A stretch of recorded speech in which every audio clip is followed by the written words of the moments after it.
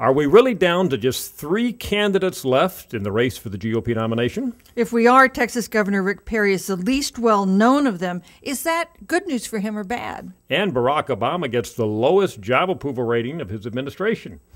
I'm Frank Newport, Gallup editor-in-chief. I'm Susan Page, Washington bureau chief for USA Today.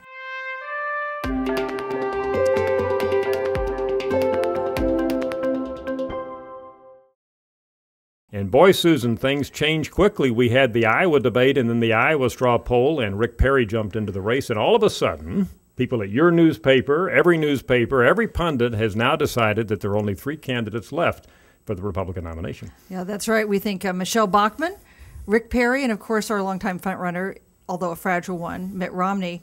I think it's dangerous for the press to decide in August, a year before the election, that no one else could possibly come in and make a stir. Yeah, I remember Mark Halperin of Time magazine a few months ago wrote a column and says it's definitely going to be one of 3 governors, Romney, John Huntsman, the former governor of Utah, and Tim Pawlenty. And by now, Pawlenty's gone. Huntsman's obscure. Maybe Romney's left, but that underscores what you just said. It's very hard to know ahead of time what's going to happen.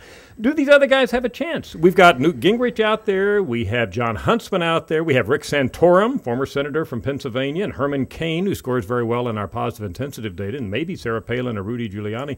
Are all of them toast? None of them could get the nomination? I think it's a hard case to make that any of them could break through and win the nomination. But, you know, one thing that's great about campaigns is that things happen. Candidates stumble. They have self-inflicted wounds. And you also have the chance for voters to begin to weigh in. You know, just with the straw poll, although it was a very limited universe of voters, it's the first time people actually got to say what they wanted. And look at the consequence. Tim Pawlenty, once considered a very viable candidate, out before he began. Of course, we had been seeing that in our data. His positive intensity had been low all year, and we were saying we don't see any sign he's encouraging Republicans to do anything. Same thing for Huntsman and these others. They're just not in our data getting any enthusiasm nationwide. So maybe it's going to be hard for him, as you say. Mm-hmm. Now, what about Rick Perry? He's in the race. He's in the race. He's in the Gallup USA Today poll. He's number 2 already. Even before he formally announced, he ranked second to Mitt Romney. He's the nation's senior governor. He has a record to stand on. That can be good news. Senior governor. He's been in office longer than any other governor. He's the nation's senior governor. He's the longest-serving governor in Texas history. And the big calling card he's got is that Texas has created about 40% of the jobs created since the official end of the recession.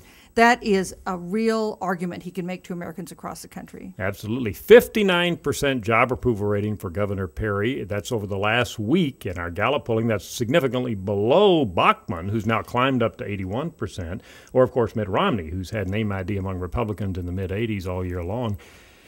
We can argue either way, I think. In other words, Perry has name ID to gain, and he could increase his support, or, as seems to have happened to some of our other candidates, like Tim Pawlenty, as he got better known and campaigned more actively, his likability, as it were, among Republicans actually fell. I wonder what's going to happen to Perry. Although with Michelle Bachmann, as she became better known, and now known by over 80% of Americans, her positive intensity has held up. So in some cases it does. So I guess we have 2 paths that Perry could take. He could follow Bachmann's path in our data and maintain his high positive intensity, which he has now, or he could go the way of Pawlenty or Newt Gingrich, both of whom cratered as they actively campaigned. Yeah, we'll just have to wait and see.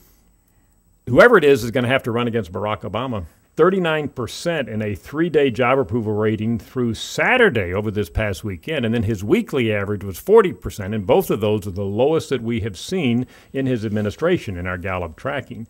Certainly not really positive news for Obama, even though it's way before the election in terms of his reelection probabilities. Well, in fact, we've never seen a president reelected with a job approval rating quite that low, although it is not unusual for a president to slip below the 40% mark somewhere in his presidency, and even in the first term of some presidents who have won reelection, like Bill Clinton and Ronald Reagan. Mm-hmm. Both of them did get below 40%. You're absolutely right. The weekend where he slipped, of course, was one where there was intense publicity for what the Republicans were doing in Iowa. I think maybe there was a little bit of a negative for Obama in that all the news coverage had been focused on Republicans over the weekend, and of course they're criticizing him. And you know, we found by Sunday his 3-day average was back up to 41%. Still pretty bad, but it didn't sink any further. So I wonder, we're going to have to monitor this and see if his ratings go back up. I think hurt also by all this uncertainty about the economy, the stock market gyrations, Americans, the fact that unemployment remains so high, the debt ceiling deal doesn't seem to be giving him any bounce. It doesn't seem to be reassuring Americans about his economic competency. Absolutely. And by the way, in our weekend poll, we'll be releasing Congress approval and satisfaction with the way things are going, and all of those are going to be very terrible. So it's not just Obama. Anything we put in front of the public right now seems to be getting bad marks from the American public. Although certainly the worst news for Obama, besides his job approval rating, is the low opinion people have about the direction of the country. Because when it comes to a president running for re-election, it's a referendum, and if they're unhappy with the direction of the country, the most obvious thing for them to do is to change leaders. And right now they're very unhappy based on our weekend data. Most interesting finding of the week, Susan, we aggregated all of our data for January through June, where we ask Americans nightly about how confident they are in the economy. This is the national economy, but we broke it out by states. And out of all the states and other entities, I should say, in the U.S., what do you think came in first? Well, I know because you told me before we went on the show that the District of Columbia, my hometown, came in first. Just one more sign of how disconnected Washington is from the rest of the country. Absolutely. The District of Columbia was the only state, we'll put it in there with the other 50 states, that had a net economic confidence, the way we measure it, that was above zero. And, of course, that reflects all the boom that's going on here, or has been going on in terms of federal activity and hiring. A lot of cutbacks now. We'll see if that continues. By the way, right after the District of Columbia came North Dakota and Nebraska. Nebraska, I was there last week, only has 4% unemployment. They're doing very well. So there's some pockets in this country that are doing pretty well. And the very worst place? Is West Virginia. Poor West Virginia. Almost anything we look at, economic confidence and a lot of health indicators, West Virginia seems to be at the bottom of the pile. They have a lot of challenges facing them in the good state of West Virginia.